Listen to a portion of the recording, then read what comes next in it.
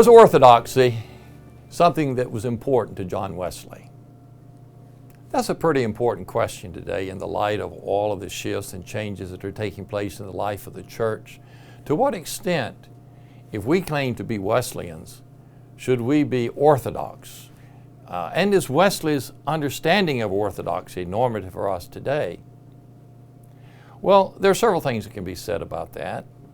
Let's begin with his preface to his book of sermons, where Wesley says, I want to know one thing, the way to heaven. I want to land safely on that shore. Oh, give me the book of God, because there is where I will find my way to heaven. I'm paraphrasing Wesley just a little bit, not very much. Wesley was convinced that right teaching and right theology and a right understanding of the Bible was vitally important for one getting to heaven, by which he really meant getting to know Jesus Christ in a very personal and profound way.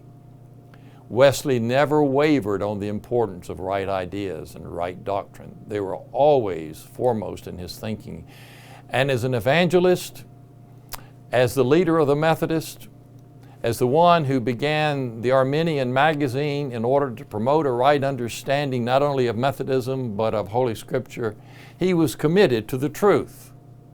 And wherever he found deviations from the truth, he confronted it.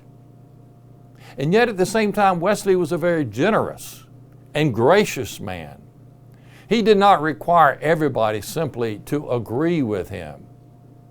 He was willing to have differences of opinion. He once wrote a sermon called The Catholic Spirit. And in that sermon, he argued that what is important and what is essential should be distinguished from what is not as important and what is not essential to Christian faith.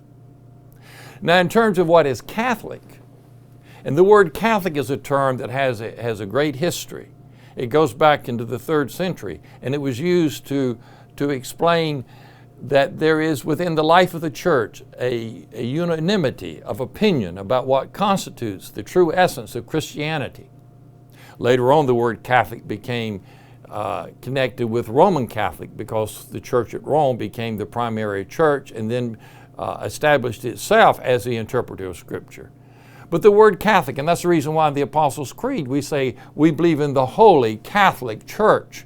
We believe there is a church that has universal teachings that all Christians should accept. And Wesley believed that very strongly. But he also allowed that there could be differences of opinion. Predestination is one thing that people could have differences of opinion about.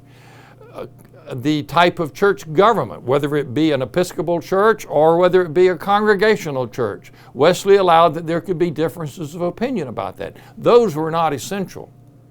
But on the essential things that had been established by the early creeds, and especially by the early church fathers, the early Greek church fathers, Wesley believed that those things were set in concrete in the sense that they were normative, they were standard, and if one is not only to be a Wesleyan, but one is to be a Christian, one must ascribe to orthodoxy.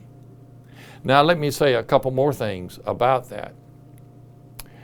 In 1784, with the founding of American Methodism, Thomas Coke and Francis Asbury put together, Thomas Coke having brought from England Wesley's Articles of Religion that were to be incorporated as a basis of belief for the new founding church in America. These Articles of Religion were to specify what Methodists believe.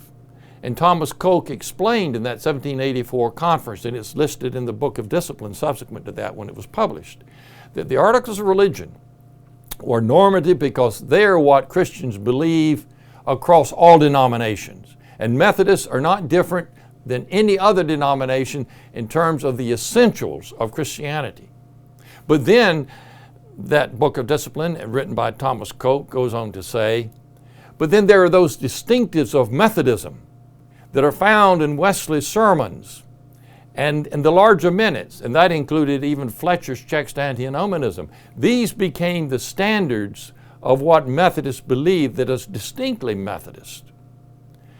And so, indeed, to be a Methodist would entail these distinctive things that universal grace and Christian perfection, these were all to be affirmed by all Methodists.